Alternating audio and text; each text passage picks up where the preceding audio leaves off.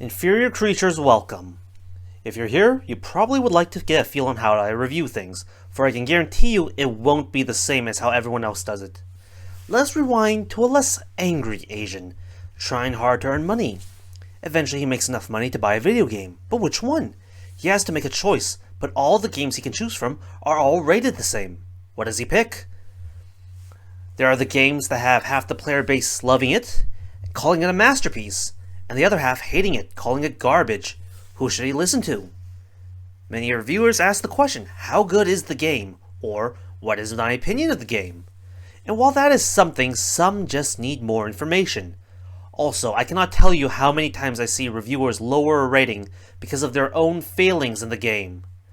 Let's Plays are an excellent way to determine if a game is worth buying, but it's also long and will have spoilers. Angry Asian reviews aim to give as much information in detail to let you know to make an informed choice, and whether or not you should buy the game. It aims so that even if I lower a score because of my own tastes or because of my own failings, you'll recognize it and can still make the informed choice. Yes, I will be commenting on how good I think a game is from my experience, but my ultimate goal is try to provide you as much information as possible, so you can decide whether you will or won't like this. I'm not here to tell you what to think, just what to expect. Let's start off with the number. Most reviews rate their games on a linear curve, with 5 being the average game. But what happens if you have multiple options and they're all rated the same? What counts as the average game? What is the deciding factor? My curve is an inverse parabolic curve. You might say I'm being overly harsh, but I say I'm just being more detailed. Games that are 8s and 9s are Game of the Year contenders, top-level games that are worth every buck and stick with you. They may be marred by 1 or 2 issues, but their overall package well makes up for that. We'll continue looking to things relating to the game even after you've finished it. These occupy what is traditionally given a 9 by other reviewers. Games that are 6s and 7s are still good games. You legitimately enjoy your time with them. You acknowledge that there are superior games, but also you don't mind because the game was also quite good. This occupies what is traditionally given an 8, and now you should begin to see why I need to establish the number system.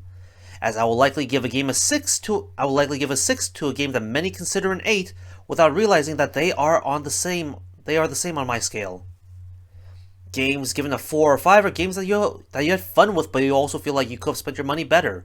You don't regret your purchase, but you don't feel too good about it either. Games given a 2 or 3 are games you regret getting, but had a good moment here and there. But generally you feel you got ripped off. This is a rare category to enter. This is not a category for terrible games. This category is for mediocre games, games that most would consider average, a buy on sale but you won't miss it if you skip it experience. And if I give it the dreaded 1, then you should never buy the game. This category is for bad games. Normally reviewers will give bad games 4s, 3s, 2s, and 1s. I don't need to distinguish the different levels of bad. If it's a bad game, you should just avoid it. And all those 4, 3s, 2s, and 1s, they all go in my 1 section. Now the thing is that the final number isn't everything. Yes, I do check out the reviews just to hear that final number, but that only tells a fraction of the story. We all have games that we love that everyone else hated, and we all have games that we hate that everyone else loved. Our feelings on the game can change. If we're going through a tough patch in life, we might be harsher on the game. We might not understand the mechanic and fail at it, or maybe the mechanic just doesn't appeal to us. The buy if you like pane will give you details in the game that may appeal to you. Sure, the trailers will try to convince you they have certain elements, and I'll tell you if they really do. The details pane is where I'll list out anything you should know going in. This includes gameplay tips that'll help you maximize your fun, bugs you should be aware of, or anything that may turn you off to liking the game. Then there are the experimentation lights in the corner. They will either be green, yellow, or red. This dictates whether or not a game tries something new, or if it does more of the same to be on the safe side. I should make it clear that experimentation does not determine quality. What it does determine is how confident you are that you will like it.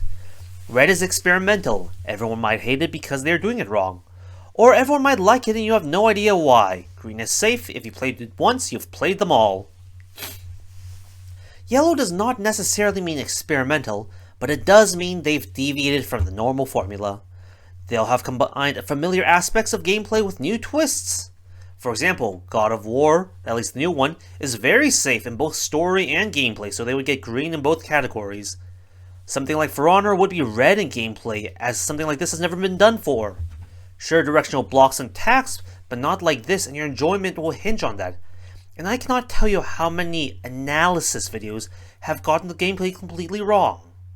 Games like Nier Automata and Scarlet Nexus would be yellow in terms of their gameplay categories. Nier Automata has enough familiar ground as a high-octane third-person hack-and-slash, similar to Devil May Cry, but has been combined with a shmup bullet hell. As for Scarlet Nexus, well, that would need its own video. A game like Control would be red in terms of storytelling, having a story structure that does not follow any formula. Souls games are difficult to categorize. I likely give them yellow. The gameplay style isn't exactly common. If you've never played a FromSoft game, you've probably never played a Souls-like before. But if you also played any FromSoft game, you get the gist of what it's like. I'd also like to take this moment to point out a pet peeve of mine. Namely, that just because a game is hard does not mean it's like Dark Souls. I may make comparisons to Dark Souls, but that is not because it's simply hard. Many reviewers also try to avoid other reviews as not to try to be influenced by them. But I'll be checking out multiple other reviews to get a feel for what everyone else feels.